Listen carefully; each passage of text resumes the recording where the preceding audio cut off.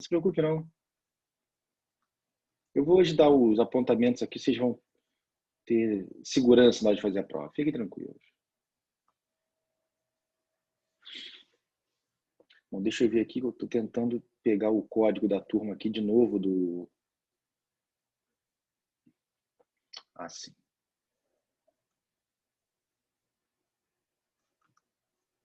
Vou colocar no bate-papo aqui o código novamente. Ó, esse é o código da turma. Acabei de postar aqui no chat aqui do Zoom o código da turma do direito esportivo. Quem tiver alguma dificuldade, quiser repetir, tentar entrar novamente, tá bom? Bom, Flávia, teremos TED sim, teremos. Como eu falei anteriormente para vocês, o fato dessa disciplina ter sido atípica quanto a começar 17 de outubro, já quase praticamente 2 meses depois das aulas normais, isso não significa dizer que não teremos aí o cumprimento de todo o manual acadêmico. Pelo simples fato, eu entendo que se a gente não fizer de acordo com o manual acadêmico, isso pode, até mesmo lá na frente, causar uma nulidade da disciplina. Então, o manual acadêmico diz o quê? Primeira avaliação, prova, segunda avaliação, prova, e um trabalho que será acrescido com a segunda avaliação e terão a média. Ou seja, vamos fazer de uma forma onde vocês comprovem todas as atividades sendo realizadas conforme o manual acadêmico, para que não haja nenhuma possibilidade, por exemplo, de uma eventual fiscalização do MEC no futuro, que sempre é objeto de ocorrência aqui na instituição, é natural o MEC fiscalizar, que não tem essa disciplina, por exemplo, dada como não cumprida, não preenchida quanto aos requisitos do nosso manual acadêmico. Portanto, mas assim, fiquem tranquilos, por favor, estou falando de TED, mas não é um TED de 10 páginas de grupo, pelo amor de Deus, vai ser uma coisa muito simples. Isso para a segunda avaliação. A gente finalizando a prova semana que vem, a gente começa outra semana já a falar sobre os recursos, que é a finalização do nosso processo esportivo, com a sessão de julgamento, com os recursos voluntários, embargo de declaração, e aí depois entraremos na seara do contrato especial do atleta esportivo e finalizamos a matéria. E essa questão do TED vai ser uma coisa bem simples, fique tranquila, Flávia. Mas vamos preencher todos os requisitos, podem ficar tranquilos. Vamos documentar tudo, para evitar que essa disciplina não seja objeto de impugnação, seja pelo próprio MEC ou pela própria direção da instituição em São Paulo. Perfeito? Fiquem tranquilos. Bom, vamos já então, registrado aqui o inconformismo da UANA no que tange a quantidade de artigos do Código Brasileiro de Justiça Desportiva. Vamos para a nossa aula de hoje, vamos fazer a nossa lembrança aqui, nossa revisãozinha necessária. Deixa eu entrar aqui no mural novamente, para que vocês possam acompanhar comigo. Só ver que tem um áudio aberto, pronto, já identifiquei. Então, vamos lá. Desculpa, tem alguém abrindo o áudio aqui, pode atrapalhar os colegas. Bom, vamos lá então. Voltando então, vamos fazer o seguinte, vamos fazer a nossa revisão até, no caso, o procedimento sumário, que já foi abordado até a semana passada, e os procedimentos especiais, o item 4.2, a gente já começa a falar hoje, já determinando o que irá cair na prova para que vocês possam ter um maior cuidado na hora de estudar. Então, vamos lá. O desporto tem previsão na nossa Carta Magna, lá no artigo 217. Ou seja, o artigo 217, vamos fazer uma releitura rápida sobre ele, ele traz pelo menos 3 questões imprescindíveis para que nós possamos entender como funciona essa seara do direito desportivo no que tange tanto ao processo quanto ao judiciário desportivo, que, relembrando, não faz parte do poder judiciário brasileiro. A justiça desportiva, o processo desportivo, eles são praticamente processos privados. E essa justiça não faz parte desse nosso poder, que é o judiciário brasileiro. É uma justiça considerada administrativa, especializada para cada modalidade desportiva que apresenta alguma forma de celeuma, e aí então você tem essa competência E essa jurisdição administrativa que será o quê? A responsável por processar e julgar aquelas demandas, aqueles conflitos, os eventuais litígios que são pertinentes ao direito desportivo e às práticas desportivas. E aí, então, vamos relembrar aqui, deixa eu ver, a Constituição Federal, artigo 217, vamos lá. Primeiramente, a gente fala do desporto nessa esfera constitucional. Diz aqui, é dever do Estado fomentar práticas desportivas formais e não formais, como direito de cada um, observados. E aí vem três princípios, aliás, dois princípios e um pressuposto, que são, na verdade, o nosso grande pilar da forma de atuação desse direito desportivo e, principalmente, especialmente, a justiça desportiva. Temos aqui o item 1.1, que fala da autonomia no desporto, conforme inciso 1 do artigo 217. A autonomia das entidades desportivas, dirigentes e associações quanto à sua organização e funcionamento. Vamos lembrar aqui, nós temos em andamento, aqui no Brasil nesse momento, Campeonato Nacional de Vôlei, Campeonato Nacional de Basquete, Campeonato Nacional, por exemplo, de futebol. E cada campeonato desse tem o quê? Você tem uma instituição, uma entidade desportiva que trata da o quê? Da organização. Portanto, o Estado não interfere diretamente na organização daquele desporto. Por exemplo, temos agora em andamento a NBB, a Liga Nacional de Basquete. E aí, então, que parece que se iniciou agora na semana passada, salvo me engano. Então, essa Liga Nacional de Basquete, ela tem uma gestão própria, ou seja, a NBB. Então, essa associação, essa liga, essa entidade, ela tem autonomia para ditar, por exemplo, as regras do campeonato, por exemplo, a quantidade de times ou, por exemplo, instituições desportivas participantes. Você tem a possibilidade de organização quanto à questão da arbitragem. Enfim, como temos a Superliga Nacional de Vôlei, que é o campeonato idealizado também por essa Federação de Vôlei. Temos o Campeonato Brasileiro e a Copa do Brasil no que tange ao futebol, ambos organizados pela CBF, a Confederação Brasileira de Futebol. Então, tanto a organização, a gestão e, especialmente, o funcionamento são o quê? São de autonomia dessas entidades dirigentes que fazem parte aí da gestão desses campeonatos. Então, essa autonomia do desporto, em que pese ter previsão constitucional, a gente pode aqui certamente mensurar que não existe uma interferência estatal no que tange o quê? A organização e gestão dessas modalidades. Item 1.2. Pressuposto processual para acesso ao poder judiciário. Bom, uma coisa é a justiça desportiva e outra é a justiça comum. Ou seja, por que tem tanta discussão quanto, por exemplo, aos clubes, às instituições que fazem a gestão dos próprios campeonatos, de que eles não podem ir diretamente ao judiciário comum pleitear alguma questão, ameaça ou lesão de direito. Porque a própria Constituição, e aí vem aqui um embate muitas vezes utilizado aí em mesas de juristas dessa área desportiva, porque nós temos como alicerce de garantia fundamental processual o artigo 5º, inciso 35, que diz lá, o princípio da inafastabilidade do acesso ao Poder Judiciário. Então, tem o artigo 5º, inciso 35, lembrando que é causa pétrea, direito fundamental. Qualquer pessoa pode ir até o Poder Judiciário quando tiver uma lesão ou ameaça de direito.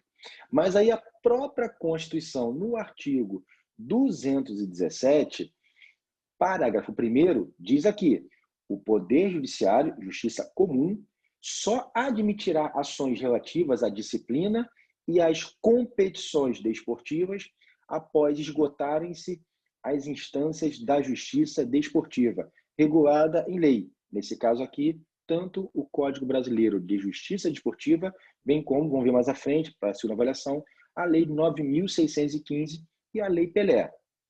Então, percebam, não há como você mencionar que é inconstitucional você impedir o acesso à justiça comum, se não antes passar, esgotar, exaurir o quê?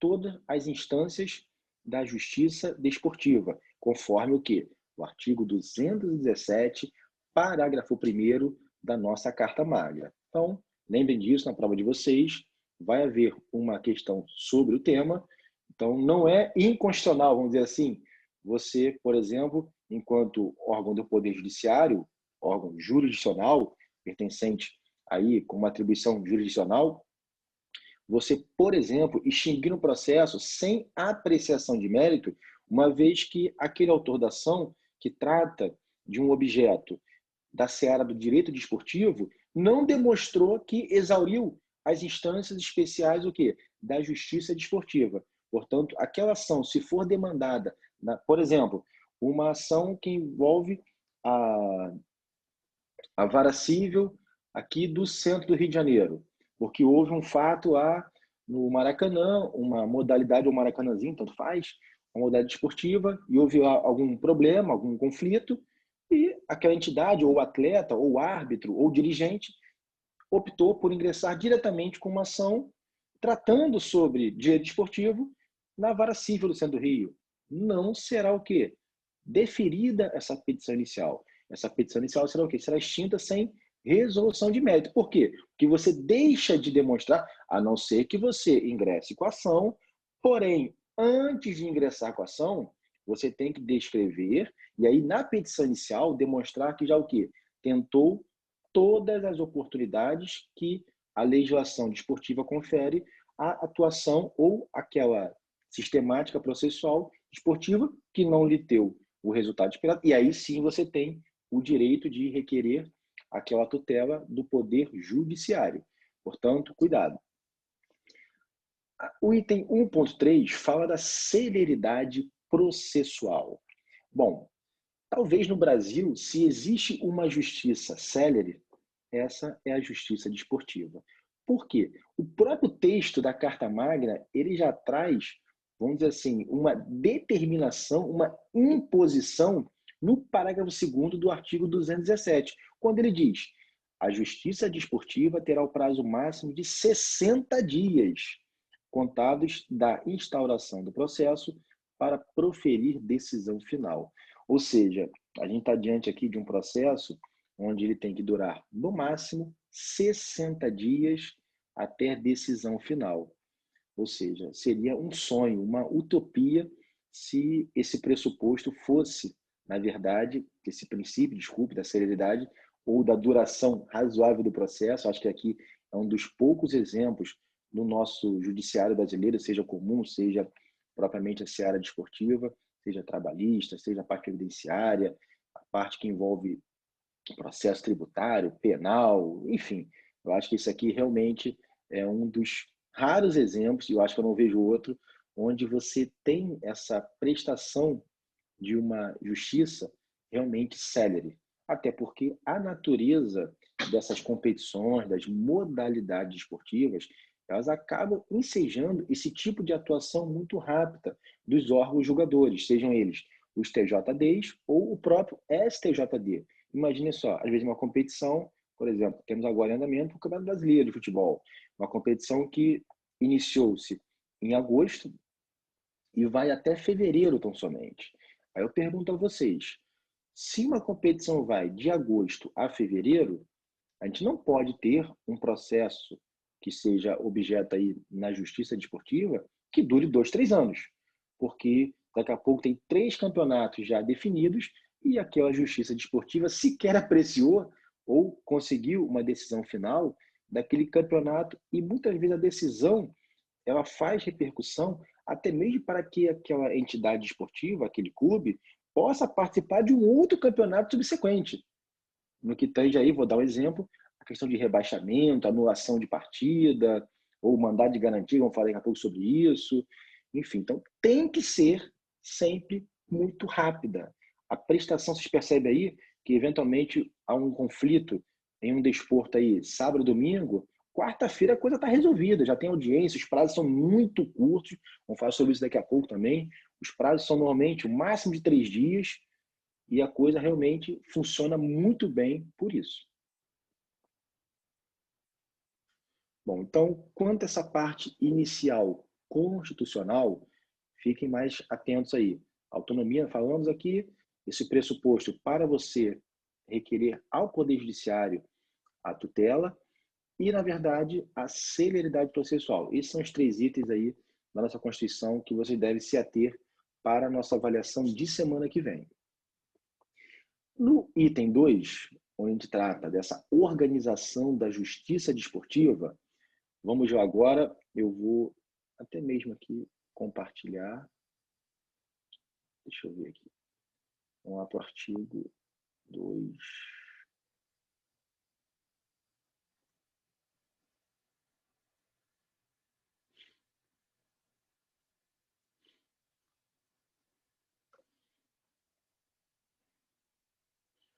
Vamos lá, rapidinho.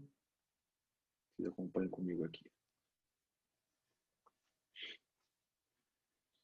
Então, nessa questão que trata da composição da justiça desportiva, vocês podem aqui, na verdade, nós temos os órgãos que pertencem à justiça desportiva, lembrando que não pertence ao Poder Judiciário, e aí diz aqui, olha, são órgãos da justiça desportiva autônomos dependentes das entidades que fazem a gestão do desporto, assim como o seu custeio, né, as suas, vamos dizer assim, suas receitas e funcionamento provido em forma de lei e os seus regimentos internos.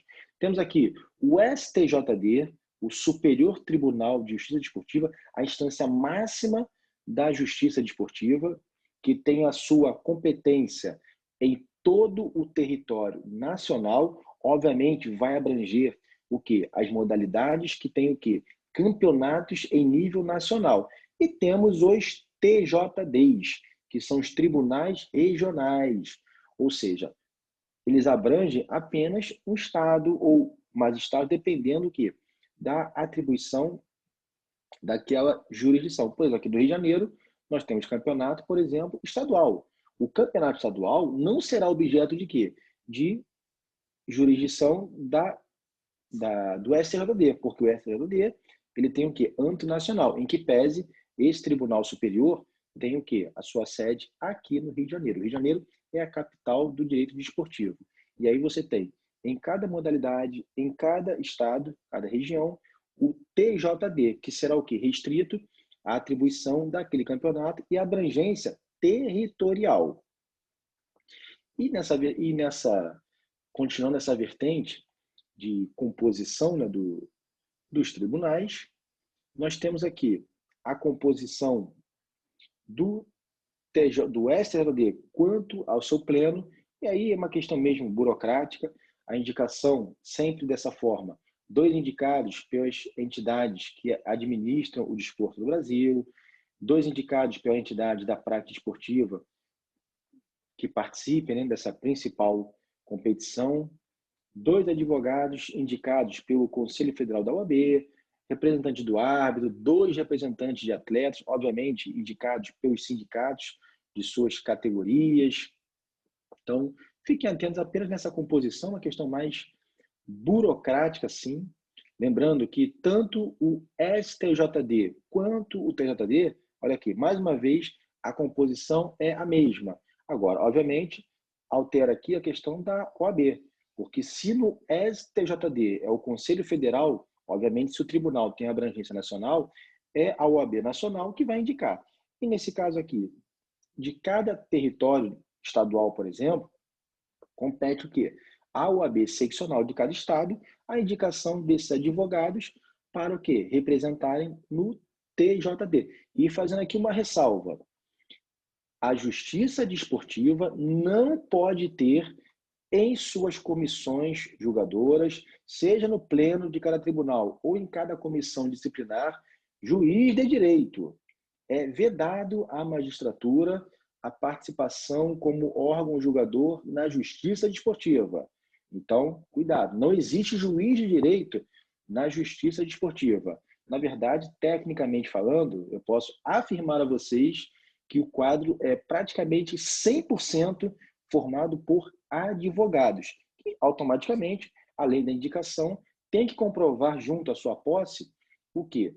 Reputação ilibada e notório conhecimento jurídico na seara, nessa matéria, direito desportivo, onde eles recebem lá uma espécie de sabatina para serem testados se tem algum conhecimento, pelo menos razoável, para que possam ser ali participantes das comissões julgadoras, seja em sede de comissão disciplinar, que seria a primeira instância de cada tribunal, ou o tribunal pleno, né? O pleno do tribunal, que seria a segunda instância dentro do próprio tribunal, seja STJD, ou seja, cada um dos TJDs. Então, deixa eu ver aqui para a gente não se perder. Temos aí a composição de cada tribunal, que é uma questão mais burocrática, e, obviamente, como a gente está falando aqui com pessoas formadas ou em formação de direito, a gente tem o artigo 29, que é um artigo imprescindível para que vocês tenham aí na sua cabeceira. Caso algum de vocês aí, espero que possa acontecer, se interesse futuramente em caminhar nessa área aí do direito desportivo, que são os defensores. Ou seja, quem pode, na verdade, postular ou quem pode defender um terceiro na justiça desportiva. Olha o artigo 29. Qualquer pessoa maior e capaz, é livre para postular em causa própria ou fazer-se representar por advogado regularmente inscrito na Ordem dos Advogados do Brasil, observados os impedimentos legais. Resolução do Conselho Nacional do Esporte, número 29 de 2009, que no caso aí alterou o Código Brasileiro de Justiça Desportiva. O que acontece? Percebam, você tem o direito ao ius postulandi. Você pode postular em causa própria. Não há a obrigatoriedade de se fazer representar por advogado. Aqui diz, você pode postular em causa própria ou é conjunção alternativa, em causa própria ou através de advogado. Olha só, o que significa isso? Nesse caso, você não precisa contratar um advogado, mas se você contratar um advogado para lhe representar, você tem que verificar se esse advogado tem algum impedimento, por exemplo, de atuar nessa justiça. Vamos lá. Não são advogados, a grande maioria, como eu afirmei aqui, que formam as comissões disciplinares e os plenos dos tribunais desportivos? Perfeito. E vocês acham, então, que um advogado que compõe a primeira comissão disciplinar do TJD aqui do Rio de Janeiro, do futebol, ele pode defender um atleta de futebol que, por exemplo, levou uma suspensão de 10 jogos por uma prática antidesportiva, uma medida disciplinar. Ele pode fazer a defesa desse atleta. Ah, mas Rodrigo, está na terceira comissão disciplinar aqui do TJD. Pô, mas esse advogado pertence à primeira comissão. Será que não há um impedimento por ele participar do tribunal? Sim, há um impedimento, sim. Ah, Rodrigo, mas então, ele faz parte do TJD do futebol de campo e ele foi contratado por um atleta do futebol de salão que levou uma suspensão na seara da segunda comissão disciplinar do TJD Futsal. Não tem vinculação. Por mais que ele participe como advogado em comissão disciplinar, ele é um órgão julgador no TJD do futsal, se o processo desportivo está tramitando na seara do TJD do futebol de salão, ele não tem impedimento. Agora, se pertence ao mesmo tribunal, automaticamente ele fica impedido. E, especialmente, né, o parágrafo 1º e o parágrafo 2º dizem que o estagiário de advocacia regularmente inscrito na OAB poderá sustentar oralmente, desde que instruído por advogado também regularmente inscrito na OAB. O que significa isso? Vocês, a partir do semestre que vem, no 7º período, vocês poderão requerer a inscrição de estagiários perante a OAB, levando uma declaração, por exemplo, de que estão matriculados no 7º período da instituição de ensino superior e ainda com a declaração de que estão matriculados também no núcleo de prática jurídica da própria instituição, ou se estiverem já estagiando em algum escritório de advocacia devidamente credenciado junto à OAB. E aí vocês com a carteira de estagiário, não é estagiário normal, é estagiário que tem a inscrição na OAB.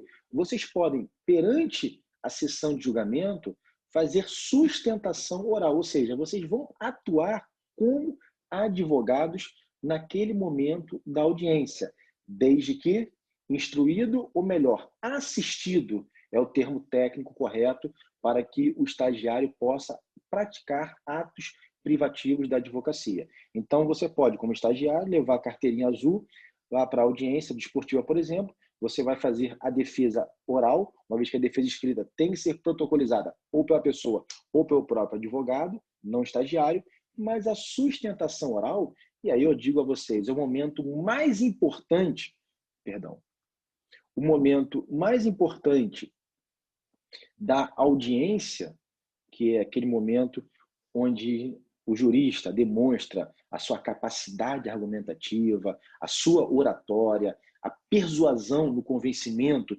ali dos órgãos julgadores, e aí você tem, como estagiário, a possibilidade de atuação, desde que esteja naquele momento ali. Não é o advogado fazer uma simples declaração e entregar ao advogado. Tem que estar o advogado principal dentro da sala de sessão de julgamento, junto com você. E aí o parágrafo 2º ratifica. A instrução que se refere ao parágrafo anterior, no caso do estagiário, deverá ser comprovada mediante declaração por escrito do advogado. Enfim, na prática, vamos dizer assim, o advogado estando dentro lá do plenário, na sessão de julgamento, ele pode declarar que está ali assistindo o estagiário, e o estagiário irá o quê? Conduzir a audiência conforme a sua conveniência. Lembrando que, nesse caso, não há possibilidade do advogado principal interromper o estagiário. Se ele está ali assistindo, significa dizer que ele está dando poderes para o estagiário praticar atos que são o quê? Privativos da advocacia, conforme lá o nosso Estatuto da OAB, Lei 8.906, de 94, o artigo 1º e seguinte, que trata aí desses atos que são privativos à advocacia e não estagiário. Com essa ressalva que, quando assistidos, eles podem o quê? Eles podem fazer uso, sim, da atividade da advocacia. Então, automaticamente, isso aí é uma obrigação minha colocar na prova de vocês, você tem que saber disso. E, continuando aqui, temos a parte de organização da justiça desportiva, esses artigos principais.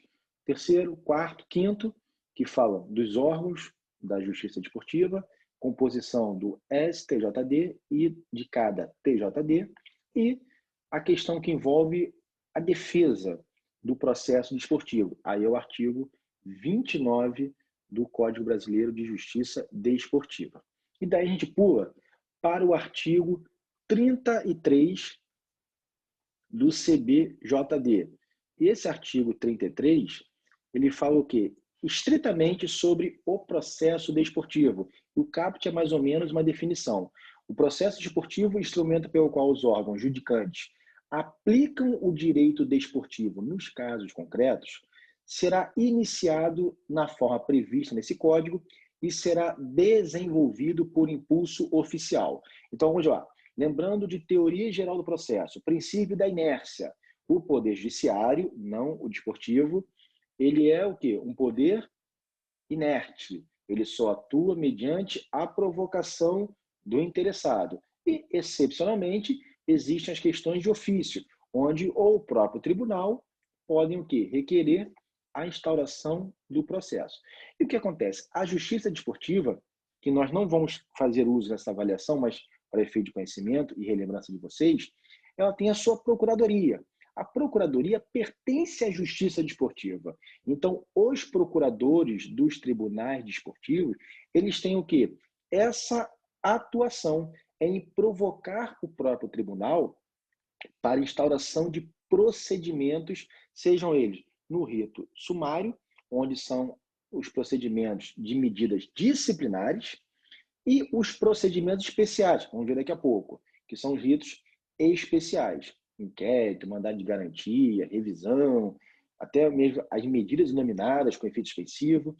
Enfim, temos aí um tribunal que um próprio órgão do seu tribunal, que é a Procuradoria, tem a incumbência de tirar o judiciário desportivo da inércia. Foi o caso aí relevante, né, da atleta do vôlei, onde o procurador do STJD denunciou a atleta pela questão de se pronunciar de forma política no final de uma modalidade desportiva que é o vôlei, sobre o então presidente. Quem fez a chamada denúncia foi o procurador do Superior Tribunal de Justiça Desportiva, Wagner Dantas, que inclusive não era impedido porque ele é presidente do Tribunal de Justiça Desportiva do futsal do Rio de Janeiro. Mas ainda que ele atue como presidente de um tribunal desportivo, ele não tem vinculação à modalidade do vôlei, porque ele trabalha para o futebol de salão.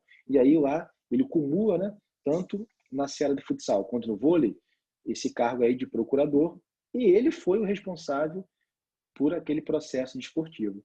Então, percebam, a princípio, tem que ser provocado. O próprio procurador, através da sua Procuradoria-Geral, tem o Procurador-Geral e mais os procuradores lá, denominados assim, superficialmente, adjuntos, e aí eles propõem lá a denúncia, no caso a medida disciplinar, e a atleta foi sim inquirida, foi demandada, e no caso, aí compete ao tribunal impulsionar aquele processo. Então, a princípio, é inerte, precisa de provocação, ainda que a provocação seja oriunda do próprio tribunal na sua procuradoria, mas após essa provocação, o judiciário desportivo, ele tem a incumbência aqui de impulsionar. O que seria isso? Recebeu, verificou a presença dos requisitos daquela denúncia, por exemplo, e proporcionou o quê? A citação processual para que a atleta viesse o quê? Responder e oferecer a sua defesa, o que de fato aconteceu. Então, só uma questão aí procedimental, relembrar vocês. Temos aí algo muito importante, que é a suspensão preventiva. Eu não vou me ater rapidamente aqui, só para vocês terem uma noção. Deixa eu fazer. Nós temos aqui, por exemplo,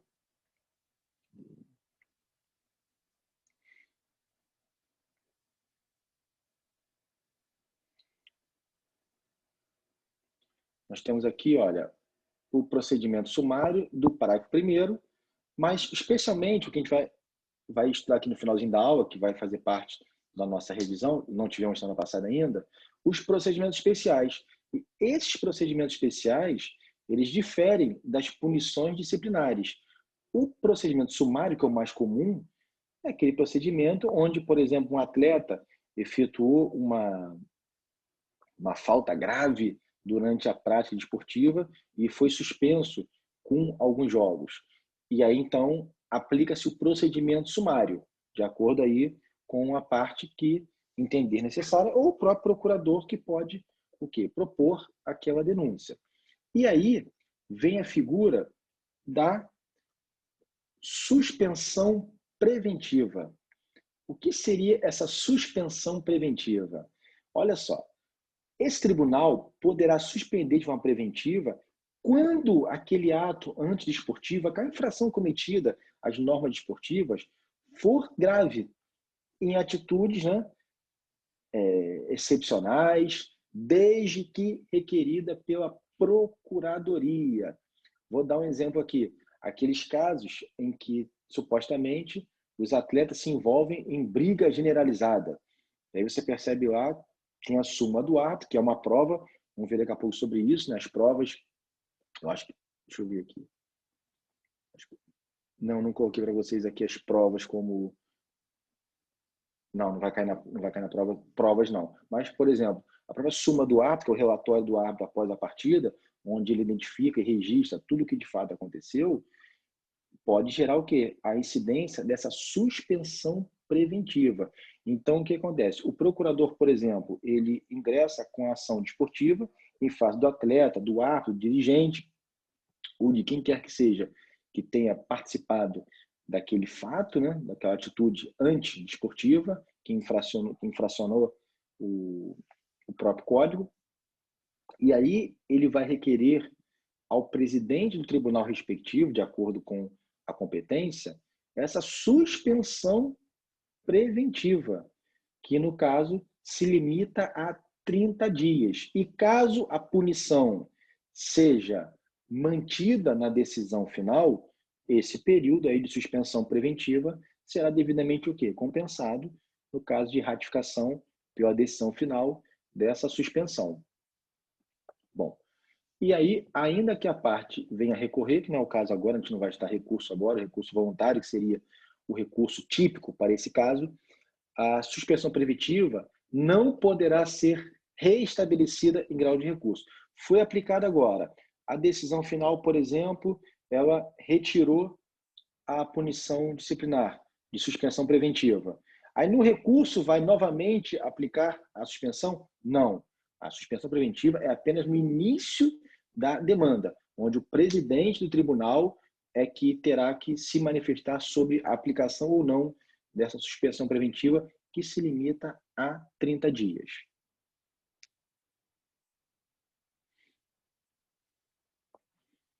Bom, continuando aqui, deixa eu ver.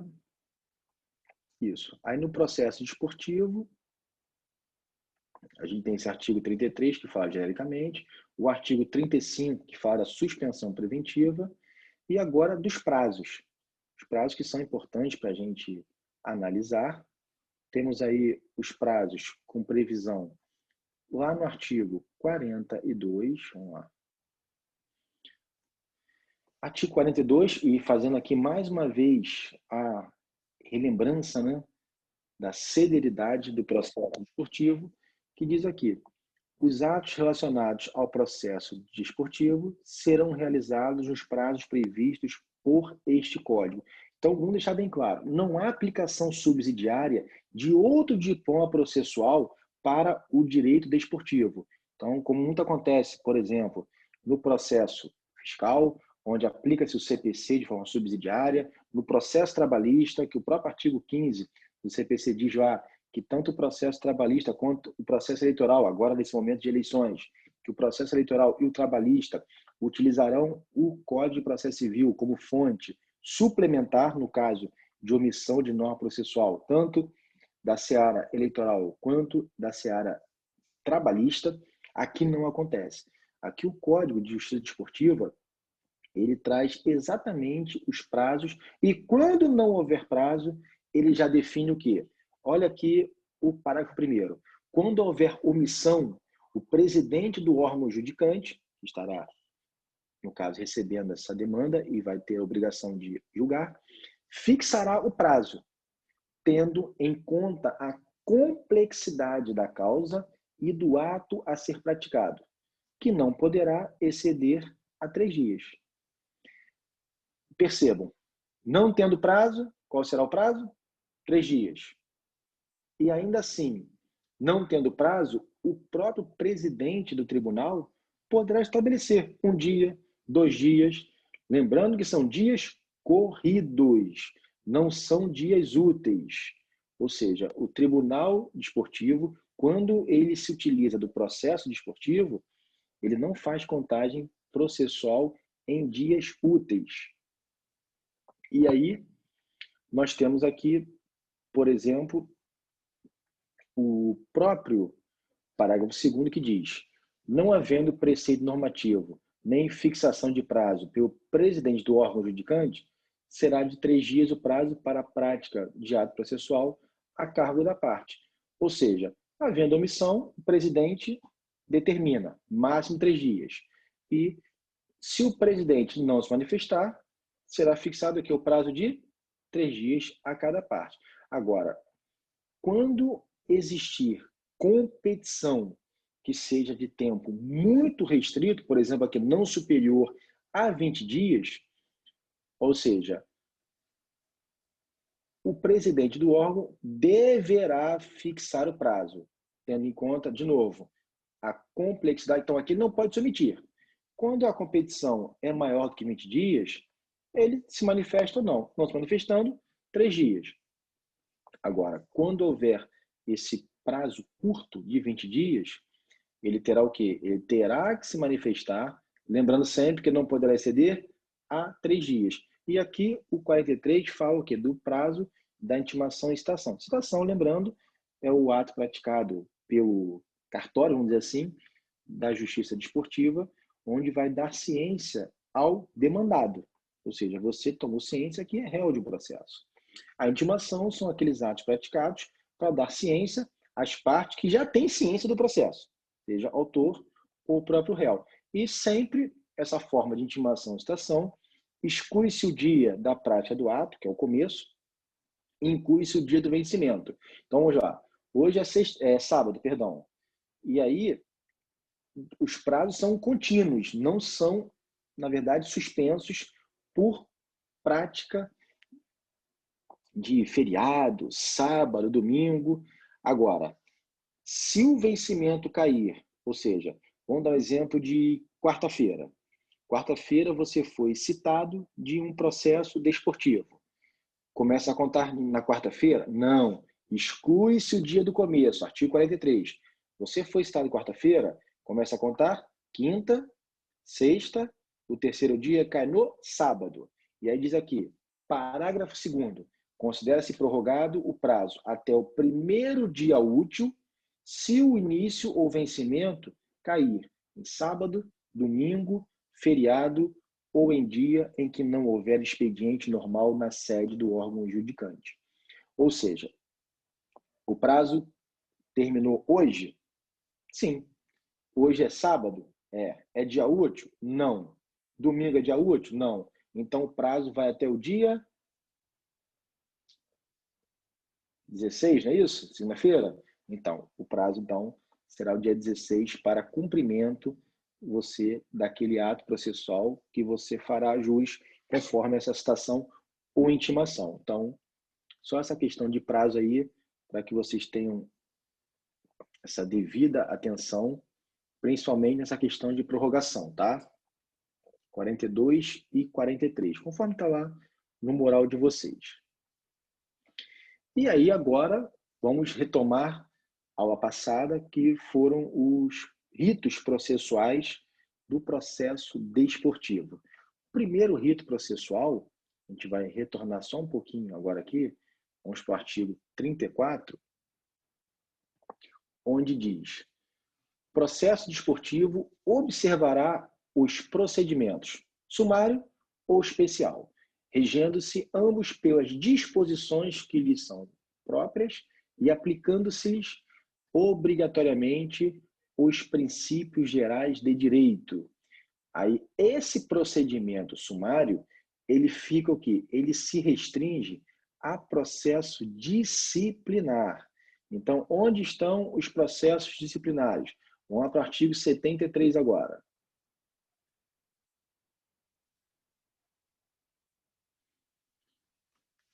Procedimento sumário. Vamos lá. Esse procedimento é o que se inicia mediante o que nós falamos agora há pouco, a denúncia da Procuradoria, e destina-se tão somente à aplicação de medidas disciplinares. Foi o caso aqui exatamente da atleta do vôlei, onde o procurador denunciou a mesma, supostamente enquadrando ela em não cumprir, por exemplo, as normas do torneio, ou seja, segundo o procurador, os fundamentos da sua denúncia é de que a menção que ela fez de forma política estaria em desconsonância, estaria descumprindo o regulamento daquela competição que era o vôlei de praia feminino brasileiro. Bom, mas o artigo 74 diz que não apenas o procurador, mas qualquer pessoa natural ou jurídica poderá apresentar por escrito notícia de infração disciplinar à Procuradoria, desde que haja legítimo interesse, acompanhada da prova de legitimidade, ou seja, não é qualquer pessoa que vai requerer junto à Procuradoria noticiar essa suposta infração disciplinar desportiva e o procurador vai aceitar. Essa pessoa que está indo até a Procuradoria, que é o órgão do próprio judiciário esportivo, que tem a incumbência de denunciar, no caso, atleta, árbitro, dirigente, que as pessoas, de certa forma, fazem parte da modalidade esportiva e daquele fato em si, mas você tem que mostrar o interesse, e é o interesse processual, acompanhado da prova de legitimidade. Por exemplo, vamos lá, você tem um árbitro que eventualmente agora praticou alguma conduta contrária às normas desportivas. O árbitro deixou de usar, por exemplo, o VAR num lance claramente onde havia uma dúvida. E o VAR, né, que é o árbitro de vídeo, deverá ser usado de acordo agora, tanto na Copa do Brasil quanto no Campeonato Brasileiro. Ele deixou de fazê-lo. Os clubes envolvidos naquela prática desportiva não se manifestaram. O procurador-geral do tribunal também não se manifestou. Será que um dirigente de cada clube, algum conselheiro efetivo de cada clube, tem legitimidade de interesse para noticiar essa suposta infração disciplinar do árbitro daquela partida de futebol, uma vez que ele deixou de usar o recurso do árbitro de vídeo para verificação de um lance cabal para aquela partida? Talvez sim. Então, isso seria mais ou menos uma comprovação de um legítimo interesse, e aí o procurador vai analisar, lembrando, o procurador não vai se submeter apenas ao pedido dessa pessoa física ou jurídica. Como eu falei, pode ser um dirigente, pessoa física, pode ser o próprio clube através da sua personalidade jurídica, e aí esse procurador vai o quê? Ele vai avaliar se a denúncia é pertinente ou não. Ele vai interpretar e caso ele entenda que a denúncia é cabível, ele assim faz. Mas o procurador designado, ele também pode opinar pelo arquivamento dessa notícia de infração disciplinar. Fazendo uma analogia rápida aqui, me permitam, é como uma delegacia. Você vai à delegacia quando são aqueles casos, por exemplo, de ação penal pública incondicionada, você vai e noticia o crime, correto? Quando você noticia o crime, o delegado de polícia, ele verifica se aquele crime, aquele suposto crime realmente, de fato, merece uma maior investigação, e aí vem a questão do inquérito policial, e se ele entender que aquela notícia crime não tem relevância, o que ele faz? Ele opina pelo arquivamento. Assim faz o procurador designado pela Procuradoria-Geral do Tribunal. Verifica lá se a notícia da suposta infração disciplinar tem pertinência, verificando ele, denuncia. Mas se ele entender que aquela notícia de infração disciplinar suposta, ela não tem relevância, é uma questão mais de, vamos dizer assim, de mimimi, que é o termo da moda, vamos dizer assim, ele opina pelo arquivamento. Agora, o procurador-geral poderá ser requerido pela parte que tentou, junto à procuradoria, noticiar essa infração, e essa infração foi arquivada. Essa notícia foi arquivada, não se transformando em denúncia pretendida. E aí você, insatisfeito com o arquivamento por aquele procurador, você faz um requerimento ao procurador-geral do tribunal, e esse procurador-geral do tribunal fará o quê? No prazo de 3 dias, olha aqui o artigo 2º, no prazo de 3 dias, ele irá o quê? Se manifestar sobre a matéria. Ele vai reexaminar. Mais uma vez aqui a gente está inserindo o princípio da celeridade processual na esfera desportiva. Agora, se for mantido pelo procurador-geral esse arquivamento, se o procurador-geral entender que o procurador que opinou pelo arquivamento tinha razão, a notícia será o quê?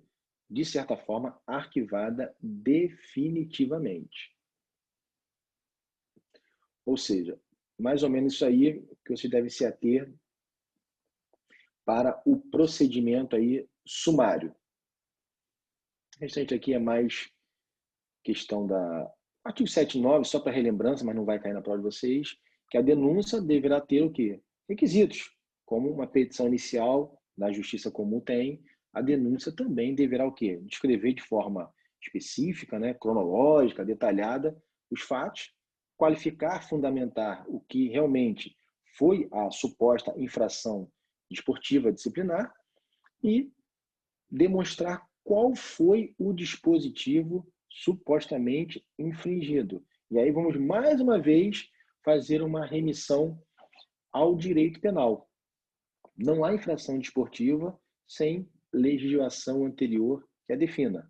Assim como vocês usam muito isso no Código Penal, a mesma coisa se aplica, esse princípio também de que a anterioridade da norma disciplinar desportiva é obrigatória para que você tenha o quê? Um dispositivo supostamente infringindo. E agora aqui, que é o nosso desfecho da aula, para a gente concluir o conteúdo para a nossa primeira avaliação, só deixando aqui que vocês estão muito quietos hoje, ninguém me perguntou nada, ninguém me interrompeu. Estão dormindo ou estão assistindo a aula? Bom, mas estão gravando, né? Isso que importa. Eric está dormindo assistindo? Está cochilando, né, Eric? Faz parte, meu amigo. Vamos lá. Diferentemente do procedimento sumário, onde, na verdade, Thiago, é complicado, eu sei disso. No procedimento sumário, que trata estritamente de punições disciplinares, até mesmo com a aplicação da suspensão preventiva, como vimos aqui, até 30 dias, temos aí o procedimento especial, que é mais abrangente, e tem aqui uma série de medidas tipificadas nesse tipo de procedimento. Que, inclusive, o procedimento especial, ele, de acordo com cada regimento de tribunal desportivo, em cada estado, ou do próprio STJD, ele tem o quê? Ele tem emolumentos, na verdade, custas processuais a serem pagas até mesmo para a propositura desse tipo de ação no que tange a procedimento especial na seara desportiva.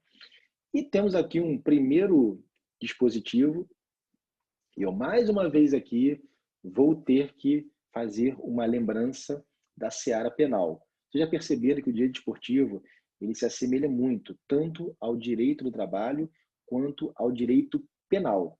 Olha aqui, transação disciplinar desportiva.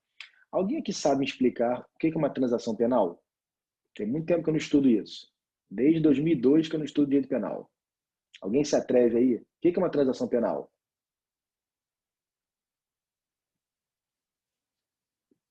Ninguém?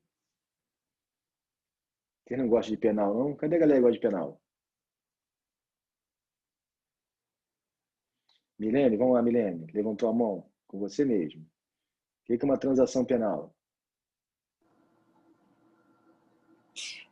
Eu não estou conseguindo digitar, professor. Pode falar, mais fácil. Beleza. Transação penal é quando é oferecido, através de um processo penal, né? Eu trabalhei, na verdade, no juizado especial criminal. Então, eu vou falar disso. Lá, e inclusive era no juizado torcedor. Quando o jogador cometia alguma negligência, alguma coisa durante o jogo, quando tinha os cambistas na frente que vendia ingresso repassado por terceiros, eles eram pegos pela polícia, né? E levados a ADP, especializada de juizado.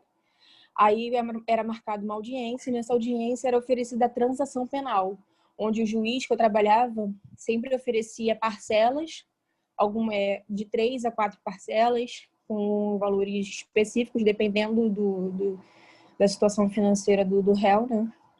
E o réu tinha que pagar esse valor e comprovar em juízo e para poder dar a quitação. Se ele pagasse e não quitasse no cartório, né, não fosse levar o comprovante, não era quitado. E ele era sempre voltado a uma instituição, como o INCA ou eu acho que é Suípa. Que se cadastravam, né? Essa instituição Isso. já se cadastravam lá. Na verdade, a gente já tinha as instituições, né? Lá, conta bancária, endereço e tudo mais. E na ata da sentença, né? Da audiência, já saía com o endereço e o que tinha que ser feito para poder concluir a transação penal. Transação penal é isso. Perfeito. Ou seja, é bom você ter mencionado essa questão, né? A gente tem aí o próprio Maracanã, quando estavam sendo realizados aqueles eventos com participação de torcida, você já tinha ali mesmo dentro o juizado especial, que era itinerante. Sim, ali dentro então, mesmo, exatamente. Justiça itinerante. Isso, sempre fica um juiz de plantão para poder atender os cambistas. Bacana ter participado dele. Parabéns. Tenho certeza que foi um belo aprendizado. E aí você verifica como é que funciona, né? O caráter emergencial, vamos dizer assim, e a celeridade ímpar da seara desportiva, que, claro, teve uma repercussão penal, perfeito. Mas olha a rapidez que foi ali resolvido aquele suposto conflito. Porque a própria transação penal, como você muito bem aí definiu, é uma forma de você substituir uma sentença condenatória por uma possibilidade, um benefício àquela parte, mas aquele benefício, por exemplo, na seara penal, salvo me engano, me corrija, por favor, você tem que ter 5 anos sem ter realizado uma transação penal. Exatamente. Então, esse é o primeiro requisito. Você tem que ter 5 anos sem ter aceitado nenhuma transação penal transitada em julgado, né, no caso, já decretada pelo juiz. Perfeito. Ou seja, olha só que interessante como que a justiça desportiva, aplicando o CBJD, é mais ou menos muito parecido, e eu falo sem nenhum medo de errar, que isso aí realmente foi copiado e adaptado à seara desportiva. Olha só, nós temos aqui a proposta de transação desportiva apresentada ao autor da infração. Olha só o inciso 1, o que diz? O infrator tiver sido beneficiado no prazo de 360 dias anteriores à infração, pela transação disciplinar desportiva prevista nesse artigo. Ou seja, não se admite a transação disciplinar desportiva se aquele beneficiado já teve, no mínimo, em 360 dias anteriores, caso no máximo, né, esse mesmo benefício. Então, se na seara penal você tem 5 anos para ficar ali de castigo sem poder fazer uma nova transação penal, na seara desportiva, esse prazo aí é mais ou menos de 1 ano, né? 360 dias. Então, isso aí é mais ou menos a vacância. De 5 anos, aqui adapta a uma realidade mais rápida, mais séria, para 360 dias.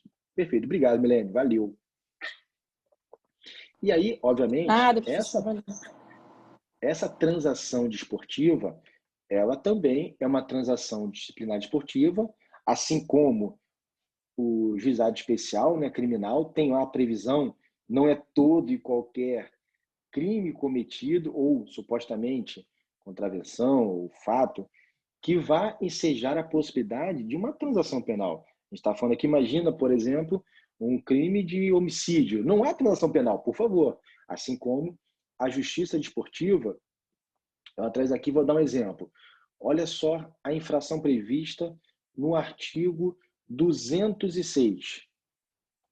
Desculpa, mas vamos lá. Eu estou na Constituição, perdão. Deixa eu voltar aqui para o CBJD. Vamos ver o artigo 206. O que diz aqui o artigo 206? Olha só. Dar causa ao atraso do início da realização da partida, prova o equivalente ou deixar de apresentar a sua equipe em campo até a hora marcada para o início ou reinício da partida, prova o equivalente. Isso aqui se diz, por exemplo, o desporto, naquela modalidade, aquela partida está marcada para 16 horas. Você tem que 16 horas estar apto ao início da realização da partida. Ao intervalo, perfeito. Na volta ao intervalo existe um prazo para o clube. Então, esse atraso, por exemplo, é o quê? É um ato infracional desportivo. Admite-se a transação, por exemplo, disciplinar. Agora, você percebe aqui, excetuada a hipótese do seu parágrafo 1º, que diz aqui, se o atraso for superior ao tempo previsto no regulamento da competição da respectiva modalidade, o infrator responderá pelas penas previstas no artigo 203, que pode ser uma multa de até R$100 mil e a perda dos pontos em favor do adversário. Ou seja, na verdade, você estaria supostamente deixando de disputar sem justificativa uma partida. Exatamente o que aconteceria com o Flamengo caso ele se recusasse a jogar contra o Palmeiras naquele domingo tenso aí, que faltando 10 minutos, o Flamengo se apresentou lá no estádio, foi uma correria. Ou seja, se o Flamengo deixasse de jogar aquela partida, ele sofreria essas punições do artigo 203, que não percebe-se, que não deixaria a possibilidade do benefício da transação disciplinar desportiva. Ou seja, aí então o Flamengo poderia ser punido com a perda dos pontos para o adversário. O Palmeiras ganharia os 3 pontos daquela partida. O regulamento do futebol prevê o placar de 3-0, tá? Aí não é código da desportiva, é o regulamento do campeonato. E ainda uma punição de R$100 mil por minuto. Ou seja, a punição é bem interessante, né? Bom, mais algumas outras infrações, só para vocês terem foi só um pequeno exemplo. E, voltando aqui, quando não será admitida, por exemplo, essa proposta de transação disciplinar. Quando, falamos aqui, por 360 dias não tiverem ultrapassados uma última oportunidade desse benefício e o infrator não possuir antecedentes e conduta desportiva justificadores da adoção da medida. Ou seja, vão analisar como se fosse a FAC, é isso, para esse Código Penal, a folha de antecedentes criminais. Também se avalia aqui na esfera desportiva se o histórico daquele atleta, daquele árbitro, dirigente, ele realmente é um histórico de conduta ilibada, se merece ou não, inclusive, a adoção e a possibilidade desse benefício. E os motivos e as circunstâncias da infração indicarem não ser suficiente a adoção da medida. Olha, isso aí é uma questão muito subjetiva. Quando for alguma coisa que tenha uma grave relevância aí no cenário da mídia, então fica muito subjetivo, fica muito discricionário. Mas vamos lá, vamos continuar. E nos procedimentos especiais, já vimos aqui, o primeiro deles é a transação disciplinar, que é passível. Vamos agora para o inquérito.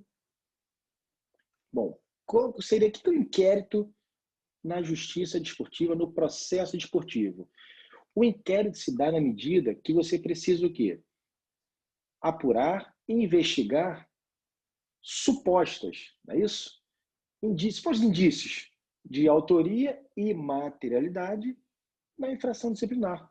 Mais uma vez, a gente faz uma referência aqui ao inquérito policial, que tem lá, por escopo, buscar indícios de autoria e materialidade de um suposto crime. Nesse caso aqui, também apurar indícios de autoria e materialidade de uma suposta infração disciplinar desportiva. A diferença é que aqui é o próprio judiciário que o faz. E no direito penal, você tem o quê? Uma delegacia da circunscrição mais próxima, que não pertence ao Poder Judiciário, e sim faz parte do Poder Executivo, e aí sim, após a conclusão do inquérito, por arquivamento ou não, o Ministério Público, se for o caso de uma ação penal pública incondicionada, irá oferecer a denúncia. Se for uma ação penal privada, poderá o próprio quê? O próprio ofendido propor a chamada, vamos dizer assim, queixa-crime, não é isso? Falei alguma coisa errada? Por favor, me corrijam. Se eu lembro alguma coisinha de penal, é isso. Qualquer coisa eu vou chamar meu amigo Zé Carlos para me ajudar nessa área. Embora direito esportivo não é muito a área dele, não. Até por ser botafoguense, sofredor, coitado. Ficaria até constrangido conosco aqui. Enfim, esse inquérito, então, só para vocês terem uma noção, não estou falando de uma forma aprofundada, apenas de forma genérica, seria essa forma, onde você não sabe ainda quem foi o autor daquele fato e precisa de uma investigação. Por exemplo, hoje é muito comum essas diversas câmeras de vigilância detectarem quem de fato cometeu a infração disciplinar.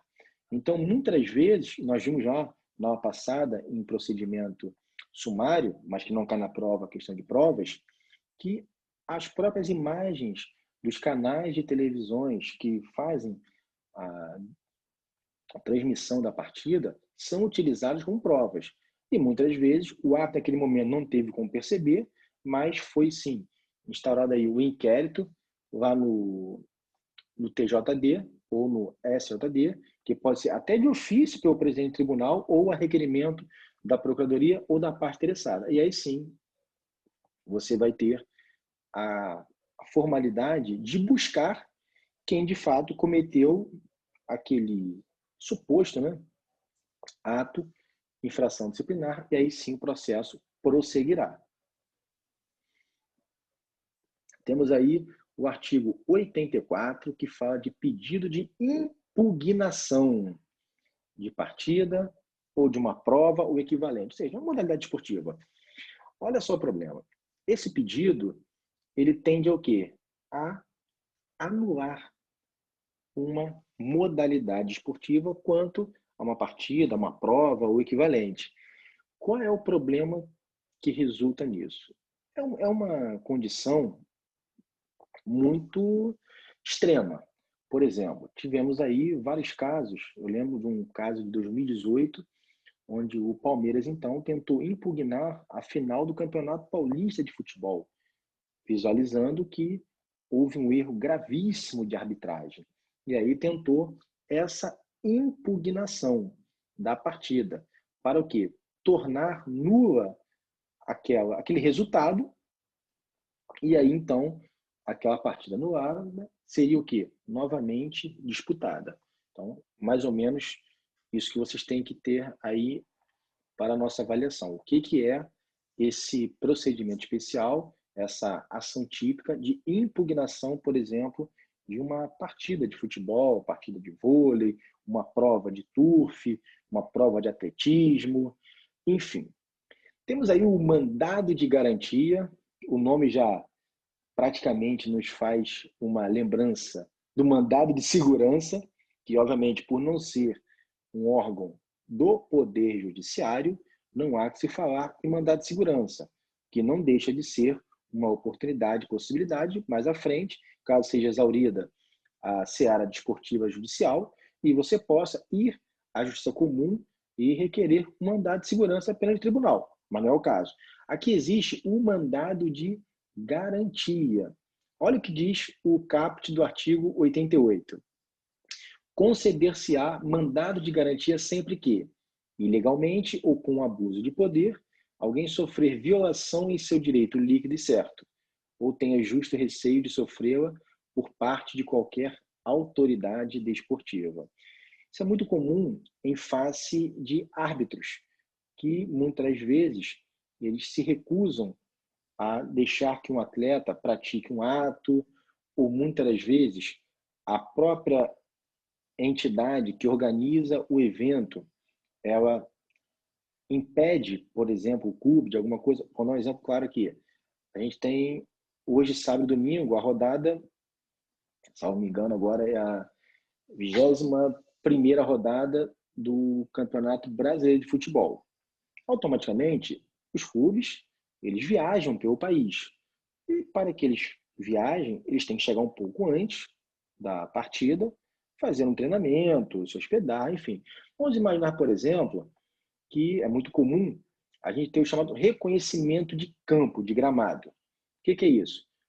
Mas os caras não sabem qual é o gramado? Sabe, mas é interessante que aquele clube, através dessa comissão técnica, atletas, departamento médico, fisioterapeutas, avaliem o estado do gramado, vão lá treinar um pouco, ver como é que funciona a velocidade da bola. Sabe que tem dimensões hoje nem tanto, mas a qualidade do gramado influencia muito na técnica da prática desportiva.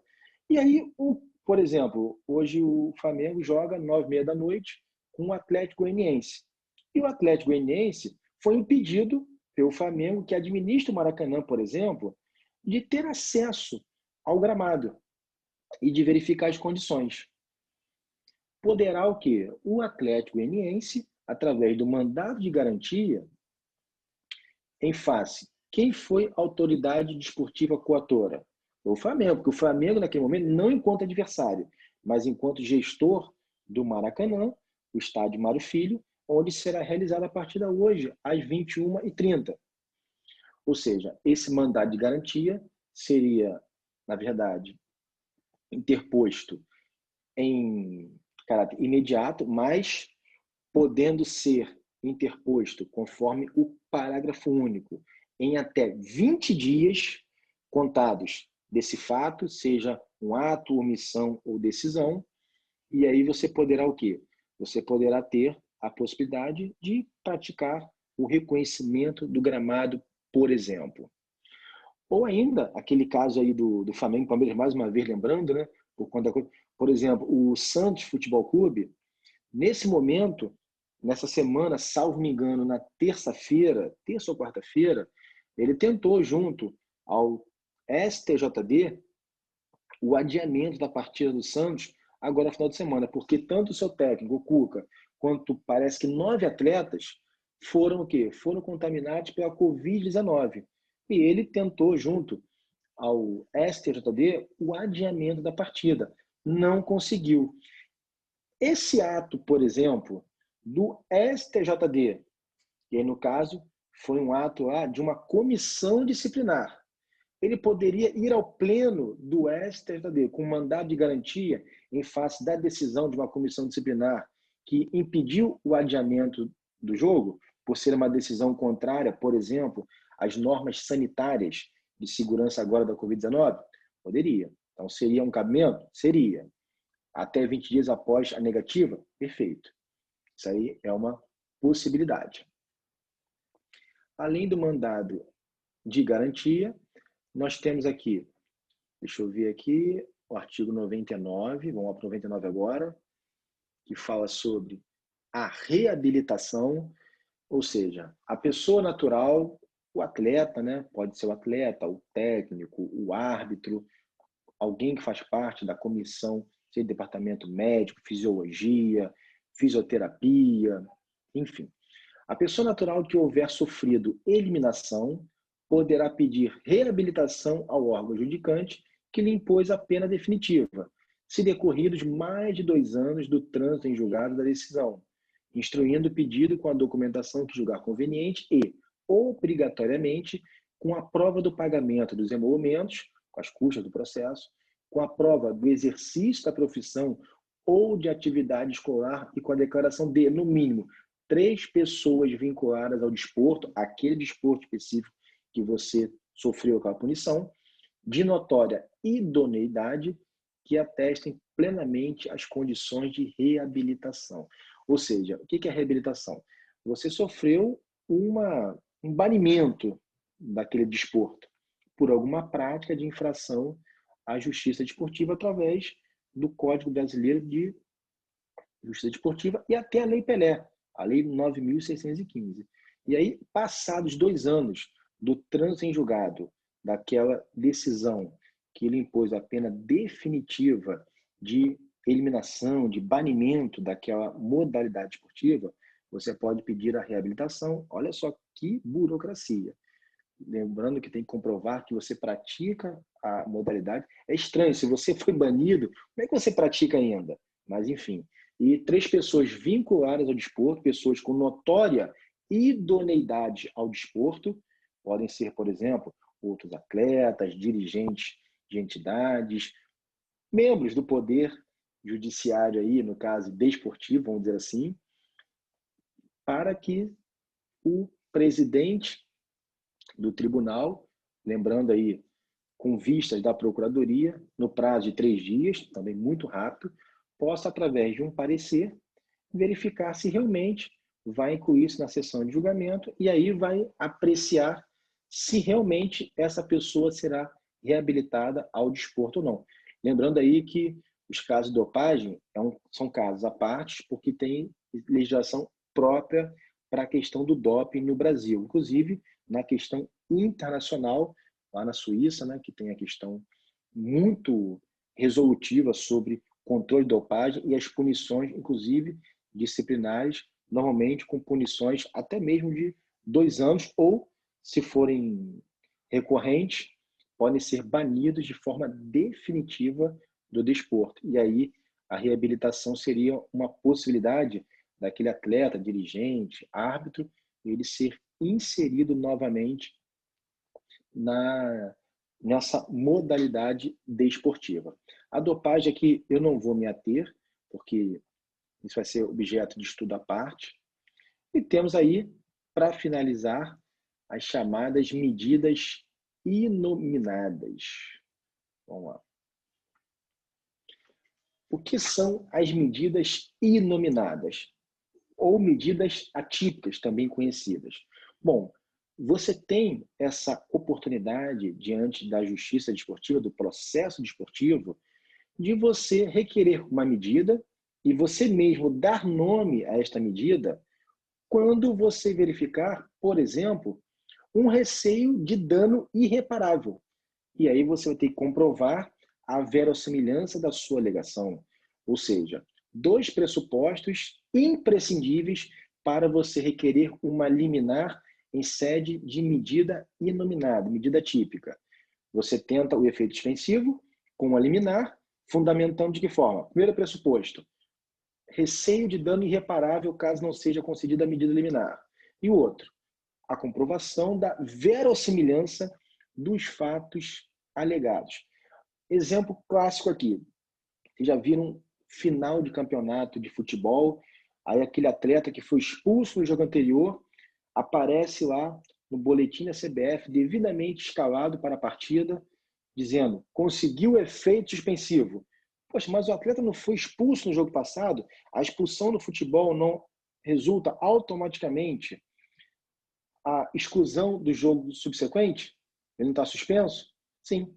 Aí o que o clube faz? Uma medida nominada perante ao Tribunal Desportivo, através desse procedimento especial, diz lá que pretende uma liminar com efeito suspensivo da punição do atleta, demonstrando o quê? Um receio de dano irreparável e verossimilhança. Exemplo aqui. Vamos imaginar que na semifinal de um campeonato, o atacante, o goleador do time, por exemplo, ele se envolva no lance com mais 3 jogadores. Um colega dele e 2 do adversário. E há um choque ali na área, por exemplo, dos 4. O árbitro entende que esse atleta aí, o artilheiro do time, o mais importante, vamos dizer assim, cometeu uma falta grave e expulsa ele. Só que, de fato, o árbitro errou. Porque você verifica depois com as câmeras que quem fez a falta não foi esse jogador, e foi o próprio colega dele, o lateral direito, por exemplo. Mas ele foi expulso. Ele sendo expulso, ele estaria o quê? Fora da final daquele campeonato. O que o clube faz? Medida nominada. Requerendo o quê? O efeito suspensivo através de uma liminar, que imediatamente colocaria o quê? Ele em condições de praticar aquela partida. Mas olha a questão. Olha o dano irreparável. Poxa, se ele não jogar aquela final, o clube pode perder o campeonato e ele é imprescindível como um atleta de alto rendimento. E a verossimilhança. As próprias imagens podem mostrar ao órgão judicante, aqueles que tiverem, seja a comissão disciplinar ou o próprio pleno do tribunal, pode verificar que, olha, realmente houve um erro aqui na interpretação do magistrado, do árbitro. Ok. E caso essa medida nominada tenha concedido a liminar, mas a outra parte puder, de repente, fazer o recurso, chamado recurso voluntário, vamos ver mais à frente isso, e depois essa medida perder o efeito quanto a liminar. Aquele atleta, então, será... mas já acabou o campeonato. Não. O primeiro jogo, primeira partida que aquele atleta disputar, sendo aquela modalidade organizada pela mesma instituição, ele terá o quê? O efeito dessa suspensão. Ou seja, se for no último jogo da Copa do Brasil, que é um campeonato que tem a final, por exemplo, o último jogo da Copa do Brasil, o penúltimo ele foi expulso, jogou a final com base nessa liminar da medida nominada. Ótimo. Depois, caça-se a liminar concedida ao clube para que o atleta jogasse a final. Como o Campeonato Brasileiro também é organizado pela CBF, o próximo jogo do Campeonato Brasileiro pós-final da Copa do Brasil, esse atleta cumpriria o quê?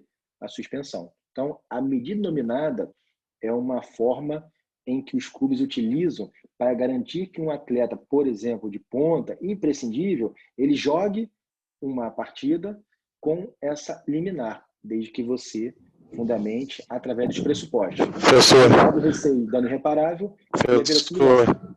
Oi, pois não. Professor, Rodrigo, só uma curiosidade, isso acontece em eliminatória de Copa e primeira partida de Copa.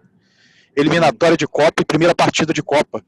Se o cara tiver efeito suspensivo da eliminatória, ou então ainda estiver cumprindo mesmo a primeira partida de suspensão, perfeito. Ele cumpre na Copa. Sim, sim, perfeito. A Conmebol aqui, por exemplo, por ser uma filiada da FIFA, a FIFA é a Federação Internacional de Futebol. A Conmebol é a confederação aqui da América do Sul. Exatamente. Por exemplo, temos agora eliminatórias da Copa do Mundo. Se no último jogo da eliminatória o Neymar foi expulso, por exemplo, ele automaticamente ele está suspenso o quê? Do primeiro ou mais jogos, dependendo, a gente está falando aqui de suspensão de um jogo, mas é a pena mínima. Pode chegar até 10 jogos de acordo com a infração. A gente vai ver mais à frente. O Neymar, por exemplo, ele poderia ficar fora da estreia do Brasil na Copa do Mundo por ter sido o quê? Expulso no último jogo das eliminatórias. Mas aí não cabe à justiça brasileira, esportiva. Mas belo exemplo aí, Rodrigo. É isso aí, perfeito. Professor. Oi, Thiago. Esse exemplo aí da Conmebol que o senhor deu parece que aconteceu com o Gabigol, né? Ele foi expulso na final da Libertadores. O efeito suspensivo foi agora. No jogo agora, no primeiro jogo do Flamengo. Deixa eu te falar. Lembra que o Gabigol não jogou a primeira partida do Flamengo no Mundial de Clubes? Lembro sim. Então, foi exatamente isso, Thiago. Bela lembrança. Ele foi expulso na final lá, que falou alguma gracinha para os argentinos depois do segundo gol dele, né? Como sempre, né? Ele é terrível. E aí, como era o último jogo, e o Flamengo não conseguiu, no caso, a anulação da suspensão dele, até tentou, perante o tribunal aí pertinente, não o brasileiro, e aí então ele cumpriu a suspensão automática no primeiro jogo do Flamengo, lá no Catar, naquele primeiro jogo que antecedeu a final contra o Liverpool. Perfeito. Excelente lembrança.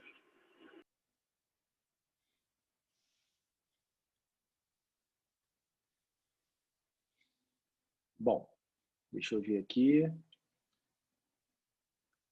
Só mostrar a vocês aqui rapidamente que nós exaurimos aqui o nosso conteúdo para a primeira avaliação. Então, quem chegou depois aí, eu postei aí no mural de vocês no Google Classroom essa avaliação que eu mencionei aqui, dia 21 de novembro. Mas eu vou até fazer um texto e postar para que vocês tenham ciência de que a prova será disponibilizada na sexta, no dia 20 e sábado. E aquele colega que eventualmente tiver um curso no sábado ou algum problema de trabalho, ele faz na sexta, faz no sábado, não tem problema. A gente vai flexibilizar. Eu vou deixar aí da manhã de sexta até o final da tarde de sábado para que vocês façam a prova com tranquilidade. O conteúdo está aqui conforme nós mencionamos, nós dialogamos hoje.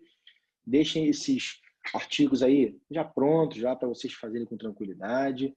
Lembrando que vai cair apenas a Constituição Federal, o artigo 217, que é bem restrito, e o Código Brasileiro de Justiça Desportiva, que inclusive, deixa eu ver aqui, eu postei no mural de vocês, ó. Isso aqui, desculpa. Isso, ó. Ele está no próprio mural de vocês, tem esse anexo, o Código Brasileiro de Justiça Desportiva. Perfeito?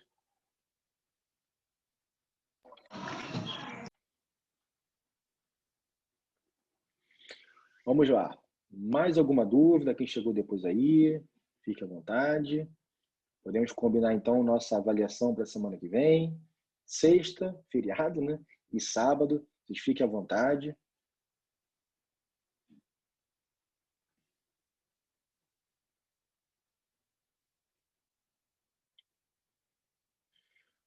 Oi, Robson. Bem lembrado, Robson. Perdão, esqueci mesmo. Eu vou criar lá no Class, na turma de vocês, do sexto período à noite, Processo Civil 3, uma atividade para vocês entregarem o trabalho. Perfeito. Esqueci mesmo, perdão. Obrigado, meu amigo. Bom, no mais, então, meus amigos, vou me despedir de vocês. Pleno sábado aí. Que tenham um excelente final de semana. Fiquem com Deus. Semana que vem, façam uma boa prova. Lembrando aí, tanto a turma do sexto período da manhã quanto da noite. Turma do sexto período da manhã, temos a última aula, quarta-feira de manhã. Vamos refazer a nossa revisão.